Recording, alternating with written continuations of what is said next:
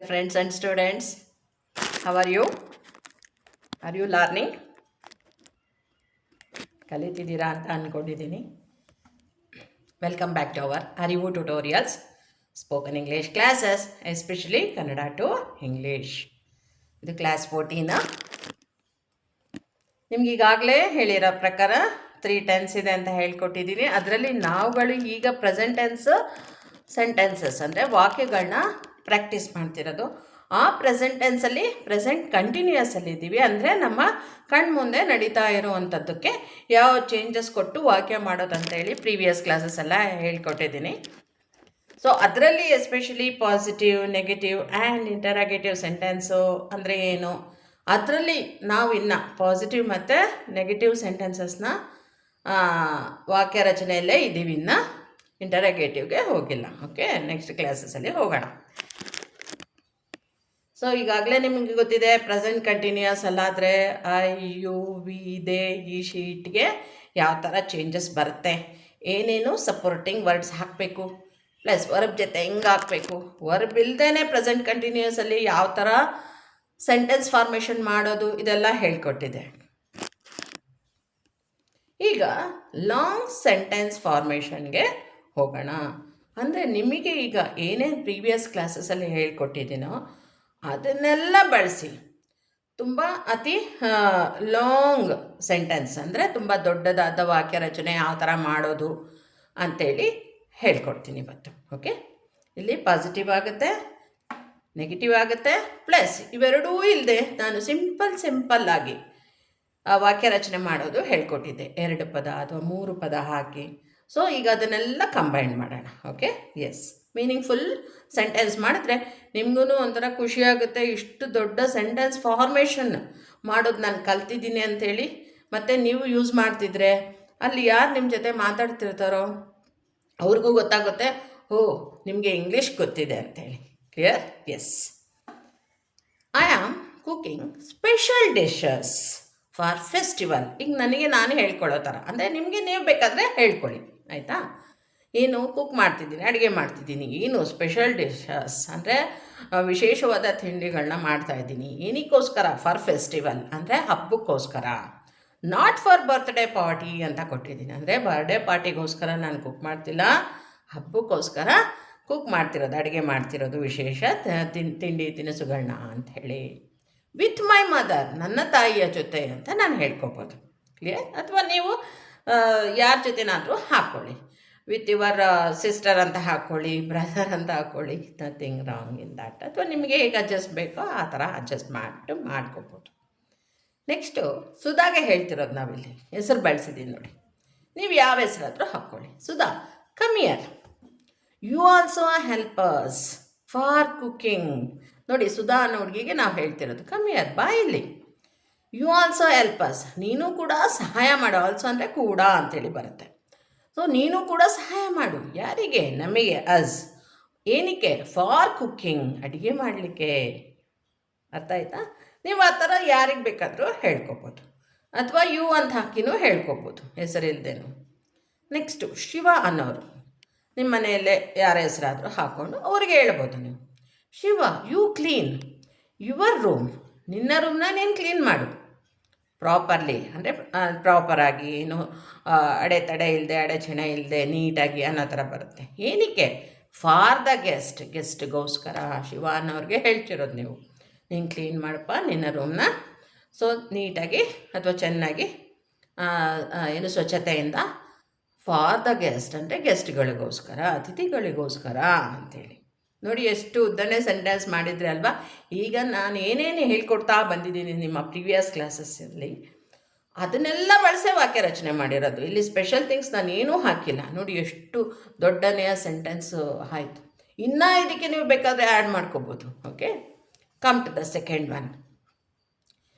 ಇನ್ನೊಬ್ಬರಿಗೆ ಯಾರಿಗೋ ಹೇಳ್ತಾ ಇರೋದು ನಾವು, you are not having food properly. ನೀನು ಸರಿಯಾಗಿ ತಿಂಡಿ ತೆಗೆದುಕೊಳ್ತಾ ಇಲ್ಲ ಅಥವಾ ಆಹಾರ ತೆಗೆದುಕೊಳ್ತಾ ಇಲ್ಲ. It is not good for your health, ಅದು ನಿನ್ನ ಆರೋಗ್ಯಕ್ಕೆ ಒಳ್ಳೆಯದಲ್ಲ.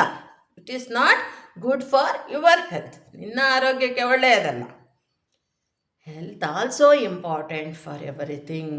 ಅವ್ರು ಬೇರೇನೋ ಕೆಲಸದ ಮೇಲೆ ಅಥವಾ ಬೇರೇನೋ ಅಂತ ಹೇಳಿ ಕೂತ್ಕೊಂಡು ಬಿಟ್ಟಿರ್ತಾರೆ. ಸೊ ಆಗ ನೀವು ಹೇಳ್ಬೋದು ಅವರಿಗೆ ಈ ಥರ ಅಂಥೇಳಿ, ಸರಿಯಾದ ಟೈಮ್ಗೆ ಆಹಾರ ತಗೋ ಅಂತ ಹೇಳೋಕ್ಕೆ ಈ ಥರ ವಾಕ್ಯ ರಚನೆ ಇಂಗ್ಲೀಷಲ್ಲಿ ಮಾಡಿ ಹೇಳ್ಬೋದು. ಮತ್ತು ಅವ್ರಿಗೆ ಅರಿವು ಮೂಡಿಸೋದು ಏನಂದರೆ ಹೆಲ್ತು ತುಂಬ ಇಂಪಾರ್ಟೆಂಟು ಎಲ್ಲದಕ್ಕೋಸ್ಕರನೂ. ಹೆಲ್ತ್ ಈಸ್ ವೆಲ್ತ್ ಅಂತ ಹೇಳ್ತೀವಲ್ಲ, ಆ ಥರ ನೀವು ಅವರಿಗೆ ಅರಿವು ಮೂಡಿಸಿ ಏನು ತಿಂಡಿ ತಿನ್ನಲಿಕ್ಕೆ ಕರೆಯೋ ಥರ ಅದು ವಾಕ್ಯ ರಚನೆ ಮಾಡಿಸಿರೋದು. ಅರ್ಥ ಆಗಿದೆಲ್ಲ? ಎಸ್. ನೆಕ್ಸ್ಟ್ ಥರ್ಡ್ ಸೆಂಟೆನ್ಸ್ಗೆ ಬರೋಣ. We are going to Kumbh Mela. ನೋಡಿ, ನಾವು ಯಾರಾದರೂ ಕುಂಭಮೇಳಗೆ ಹೋಗೋಕ್ಕೆಲ್ಲ ಪ್ಲ್ಯಾನ್ ಮಾಡಿ ರೆಡಿ ಆಗಿದ್ವಿ ಅಂತ ತಿಳ್ಕೊಳ್ಳೋಣ. ಸೊ ಹಾಗಾಗಿ ನಾವು ಇನ್ನೊಬ್ರ ಹತ್ರ ಹೇಳ್ಬೋದು, we are going to Kumbh Mela with our neighbours. ನಮ್ಮ ಅಕ್ಕಪಕ್ಕದ ಮನೆಯವ್ರ ಜೊತೆ ನಾವು ಕುಂಭಮೇಳಗೆ ಹೋಗ್ತಾ ಇದ್ದೀವಿ. ಯಾವಾಗ? Tomorrow. So we are happy for that. ಅಂದರೆ ನಮಗೆ ತುಂಬ ಖುಷಿ ಆಗ್ತಿದೆ ಇದರಿಂದಾಗಿ, ಪ್ರಯಾಣ ಹೊರಟು ನಿಂತಿದ್ದೀವಲ್ಲ ಅದಕ್ಕೆ ಅನ್ನೋ ಥರ ಹೇಳೋದು. ಸೊ ಇಲ್ಲಿ ಕರಣ್ ಅನ್ನೋರನ್ನ ಕರೆದು ಹೇಳೋ ಥರ ನೀವು ಯಾವುದಾದ್ರೂ ಹೆಸರು ಹಾಕ್ಕೊಳ್ಳಿ ಬೇಕಾದರೆ. You also come with us with your parents.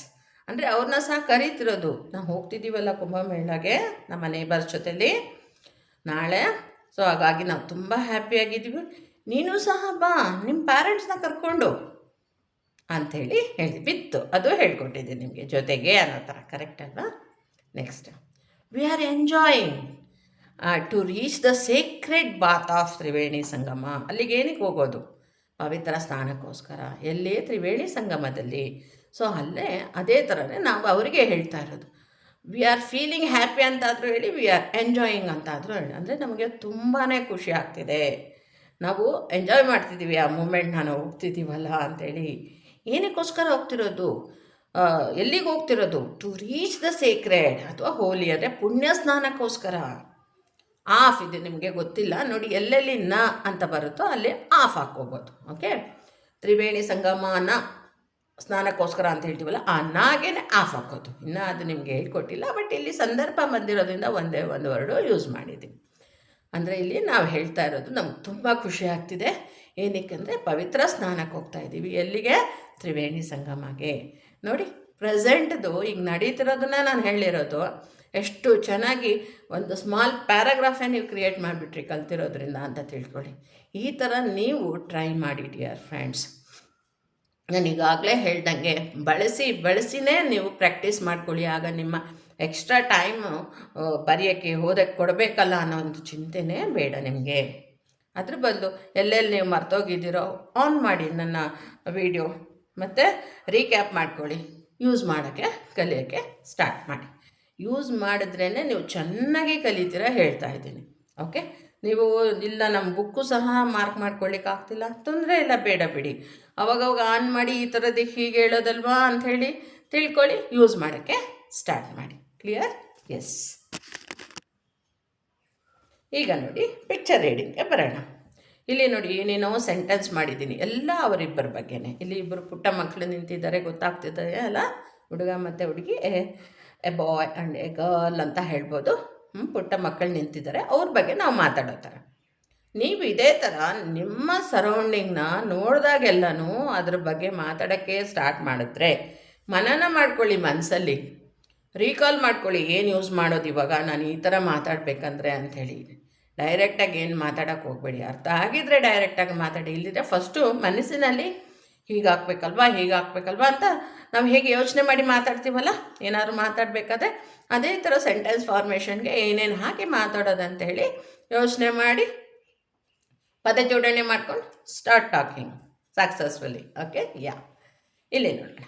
Sumit ಅಂತೇಳಿ ಹುಡುಗನ ಹೆಸರು, ಸುಮಾ ಅಂತೇಳಿ ಹುಡುಗಿ ಹೆಸರು ಕೊಟ್ಟಿದ್ದೀನಿ ನಾನಿಲ್ಲಿ. ನೀವು ಯಾವುದಾದ್ರೂ ಹೆಸರು ಹಾಕ್ಕೋಬೋದು. Sumit and Suma are my friends. ನಾನು ಹೇಳ್ಕೊಳ್ತಾ ಇದ್ದೀನಿ ಇನ್ನೊಬ್ಬರ ಹತ್ರ. ಯಾರು? ಇವರಿಬ್ಬರ ಬಗ್ಗೆ. ಸುಮಿತ್ ಮತ್ತು ಸುಮಾ ಅವರು ನನ್ನ friends. They are not sitting. ಹೌದಲ್ಲ, ಅವ್ರು ಕೂತಿಲ್ಲ ಅಲ್ಲ ಪಿಕ್ಚರಲ್ಲಿ ಹೇಳಬೇಕಂದ್ರೆ, ಇಮೇಜಲ್ಲಿ. Yes, they are not sitting, they are standing together ಅಂತ ಕೊಟ್ಟಿದ್ದೀನಿ. ಅಂದರೆ ಏನು? ಜೊತೆಗೆ ಅವ್ರು ನಿಂತಿದ್ದಾರೆ ಜೊತೆಯಲ್ಲಿ. ಕರೆಕ್ಟ್ ಅಲ್ವಾ? ಅವನೆಲ್ಲೋ ಹುಡುಗಿ ಎಲ್ಲೋ ಆ ಥರ ನಿಂತಿಲ್ಲ, ಜೊತೆಯಲ್ಲೇ ನಿಂತಿದ್ದಾರೆ. ಅದನ್ನೇ ಅಲ್ಲಿ ದೇ ಆರ್ ಸ್ಟ್ಯಾಂಡಿಂಗ್ ಟುಗೆದರ್ ಅಂತ ಹೇಳಿರೋದು. They are drinking water. ಹೌದಲ್ವಾ? ಅವರು ನೀರು ಕುಡಿತಿದ್ದಾರೆ ಅಂತ. ನೀವು ಬೇಕಾದ್ರೆ ಅದನ್ನ ದೇ ಆರ್ ಡ್ರಿಂಕಿಂಗ್ ಜ್ಯೂಸ್ ಅಂತ ಹಾಕಿ, ಆ್ಯಪಲ್ ಜ್ಯೂಸ್ ಅಂತ ಹಾಕಿ. Is in blue colour pants. ನೋಡಿ ಹುಡುಗ ಯಾವ ಕಲರ್ ಪ್ಯಾಂಟ್ ಹಾಕ್ಕೊಂಡಿದ್ದಾನೆ? Blue colour. ಟ್ರೌಸರ್ ಅಂತಾದರೂ ಹೇಳ್ಬೋದು ಪ್ಯಾಂಟಿಗೆ. She is in blue colour skirt. ನೋಡಿ ಇಲ್ಲಿ ಆ ಡ್ರೆಸ್ ಕೋಡ್ನ ಹೇಳಬೇಕಾದ್ರೆ ಎರಡು ಸೆಂಟೆನ್ಸ್ನ ನಾನು ಜೋಡಣೆ ಮಾಡಿರೋದ್ರಿಂದ ಆ್ಯಂಡ್ ಅಂತೇಳಿ ಕೊಟ್ಟಿದ್ದೀನಿ. ಸೊ ಅವಳು ಬ್ಲೂ ಕಲರ್ ಸ್ಕರ್ಟ್ ಹಾಕ್ಕೊಂಡಿದ್ದಾಳೆ. ಕರೆಕ್ಟ್ ಅಲ್ವಾ? ಮತ್ತು ನೋಡಿ ಅವರು ಖುಷಿ ಖುಷಿಯಾಗಿ ನಿಂತ್ಕೊಂಡು ನೀರು ಕುಡಿದಿರೋದನ್ನ ನೋಡಿದ್ರೆ ನಮ್ಗೆ ಗೊತ್ತಾಗುತ್ತೆ they are very happy. So ನೀವು ಆ ಥರನೇ ಸೆಂಟೆನ್ಸು ಮಾಡ್ಕೋಬೇಕಾಗತ್ತೆ. ಕ್ಲಿಯರ್? ಎಸ್. ನೆಕ್ಸ್ಟ್, ಇಲ್ಲಿ ಒಬ್ಬ ಹುಡುಗ ಕೂತ್ಕೊಂಡು ತಿಂತಿದ್ದಾನೆ. ಇವನ ಬಗ್ಗೆ ನಾವು ಏನೇನೆಲ್ಲ ಮಾತಾಡ್ಬೋದು ಅಂತ ಈ ಇಮೇಜು ನಿಮಗೆ ತೋರಿಸಿದ್ದೀನಿ ಆಲ್ರೆಡಿ, ಬಟ್ ಬೇರೆ ಬೇರೆ ಥರ ಸೆಂಟೆನ್ಸ್ ಮಾಡಿದ್ದೆ. ಕರೆಕ್ಟ್ ಅಲ್ವಾ? ಈಗ ನಾನು ನಿಮಗೆ ಹೈಲೈಟ್ ಆಗಲಿ ಅಂತ 1 2 3 ಅಂತ ಹಾಕಿದ್ದೀನಿ. ಬೇಕಾದರೆ ನೀವು ಎಲ್ಲ ಒಟ್ಟಿಗೆ ಮಾಡಿನೂ ಸಹ ಹೇಳ್ಕೊಬೋದು. ಓಕೆ, ರಾಮ, ಅವನ ಹೆಸರು ರಾಮ ಅಂದ್ಕೊಳ್ಳೋಣ. ಈಸ್ ಈಟಿಂಗ್ ಅಥವಾ ಹ್ಯಾವಿಂಗ್ ಅಂತ ಅನ್ನೋದ್ರು ಹೇಳ್ಕೊಡಿ. Salad and drinking juice. Rama ಅನ್ನೋ ಹುಡುಗ ಸೊ ಸಲಾಡ್ನ ತಿಂತಿದ್ದಾನೆ. ಓಕೆ, ಅದು ವೆಜಿಟೇಬಲ್ ಮಿಕ್ಸ್ಡ್ ಫ್ರೂಟ್ಸ್ ಇರ್ಬೋದು, ಡ್ರೈ ಫ್ರೂಟ್ಸ್ ಇರ್ಬೋದು. ಓಕೆ, ಅಥವಾ ರೈಪಡ್ ಒನ್ ಇರ್ತದೆ, ಹಣ್ಣಾಗಿರೋದು ಇರ್ಬೋದು. ಸೊ ತಿಂತಾ ಇದ್ದಾನೆ. ಹಾಗೆ ಆ್ಯಂಡ್ ಡ್ರಿಂಕಿಂಗ್ ಜ್ಯೂಸ್. ಓಕೆ, ಜ್ಯೂಸ್ನೂ ಸಹ ಕುಡಿತಿದ್ದಾನೆ. ಇಲ್ಲ ವಾಟರ್ ಅಂತ ಹಾಕ್ಕೊಳ್ಳಿ, ಡ್ರಿಂಕಿಂಗ್ ವಾಟರ್ ಅಂಥೇಳಿ. Next, is using table to eat. ನೋಡಿ ಅವನು ಟೇಬಲ್ನ ಯೂಸ್ ಮಾಡ್ಕೊಂಡಿದ್ದಾನಲ್ವಾ? ಏನಕ್ಕೆ? ತಿನ್ನಲಿಕ್ಕೆ. ಟು ಈಟ್, ತಿನ್ನೋಕ್ಕೆ. ತಿನ್ನೋದಂದರೆ ಏನು? ಈಟು. ಸೊ ಗೆ ಬಂದರೆ ಏನು ಹೇಳ್ಕೊಟ್ಟಿದ್ದೀನಿ? ಟು ಅಂತೇಳಿ. To eat. Is using table to eat ಅಂತ ನಾವು ಹೇಳ್ಬೋದು. Is looking happy today. Today ಅನ್ನೋದು ನಾನು ಒಂದು ಈಗಿನ ಪ್ರೆಸೆಂಟ್ ಟೆನ್ಸ್ಗೆ ಬಳಸಿರೋದು ಅಂತ ಹೈಲೈಟ್ಗೋಸ್ಕರ ನಾನು ಹಾಕಿದ್ದೀನಿ. Okay, is looking happy. ಹೌದಲ್ಲ, ಖುಷಿ ಖುಷಿಯಾಗಿ ಅವನು ಕೂತ್ಕೊಂಡು ತಿಂತಿದ್ದಾನೆ. ಹಾಗಾಗಿ ಈಸ್ ಲುಕಿಂಗ್ ಹ್ಯಾಪಿ ಟುಡೇ ಅಂತ ನಾವು ಹೇಳ್ಬೋದು. ತುಂಬ ಸಂತೋಷವಾಗಿ ಕಾಣ್ತಿದ್ದಾನೆ ಇವತ್ತು ಅಂಥೇಳಿ. ಈಸ್ ಎ ಗುಡ್ ಸ್ಟೂಡೆಂಟ್ ಅಂತ ನಾವು ಹೇಳೋದು ಇನ್ನೊಬ್ಬರಿಗೆ. ಅವನು ತುಂಬ ಒಳ್ಳೆಯ ಸ್ಟೂಡೆಂಟ್ ಹೇಳಬೇಕಂದ್ರೆ ಅಂಥೇಳಿ. ಮತ್ತು ಈಸ್ ಸಿಟ್ಟಿಂಗ್ ಅಂತಲೂ ಬೇಕಾದರೆ ನೀವು ಹೇಳ್ಕೊಬೋದು. ಓಕೆ, ಅಥವಾ is wearing yellow colour shirt ಅಂತಲೂ ಹೇಳ್ಕೊಬೋದು. Okay, yes. Is hair style is very nice ಅಂತ ಹೇಳ್ಬೋದು. ಅವನ ಹೇರ್ ಸ್ಟೈಲು ತುಂಬ ಚೆನ್ನಾಗಿ ಕಾಣ್ತಾ ಇದೆ ಅಂತ ಹೇಳ್ಬಿಟ್ಟು. ಈ ಥರ ನೀವು ನಿಮ್ಮ ಸರೌಂಡಿಂಗ್ಸ್ನ ನೋಡಿ ಸೆಂಟೆನ್ಸ್ ಫಾರ್ಮೇಷನ್ ಕಲ್ತ್ಕೊಂಡ್ರೆ ನಿಮಗೆ ಸರಾಗವಾಗಿ ಇಂಗ್ಲೀಷಲ್ಲಿ ಮಾತಾಡಲಿಕ್ಕೆ ಅನುಕೂಲ ಆಗುತ್ತೆ. Dear friends and students, I have ಇವತ್ತಿನ ಕ್ಲಾಸ್ ಬಗ್ಗೆ ಅರ್ಥ ಆಗಿದೆ ಅಂತ ಅನಿಸುತ್ತೆ. ಸೊ ದಯವಿಟ್ಟು ಸಬ್ಸ್ಕ್ರೈಬ್ ಮಾಡ್ಕೊಳ್ಳಿಕ್ಕೆ ಹೇಳಿ ನಮ್ಮ ಚಾನಲ್ನ ನಿಮ್ಮ ಫ್ರೆಂಡ್ಸು ಅಥವಾ ಯಾರಿಗೆ ತುಂಬ ನೀಡಿದೆಯೋ ಅವರಿಗೆ. ಓಕೆ, ಶೇರ್ ಮಾಡಿ, ಲೈಕ್ ಮಾಡಿ, ಹಾಗೆ ಕಮೆಂಟು ಮಾಡಿ ನಿಮ್ಮ ಒಪಿನಿಯನ್ನ. ಕಮೆಂಟ್ಗಳು ಬರ್ತಾ ಇದ್ದಾವೆ ಹೇಳಬೇಕಂದ್ರೆ. So thanks for that. So ಅದೇ ಥರನೇ ಕಲಿತಿದ್ದೀವಿ ಅಂತ ಸಹ ಆಗ್ತಿದ್ದಾರೆ ನಮ್ಗೆ. ಅದಕ್ಕಿಂತ ಒಳ್ಳೆ ಸುದ್ದಿ ಬೇರೆ ಏನಿದೆ ಹೇಳಿ. I hope you understand my request. Thank you. Will be continue.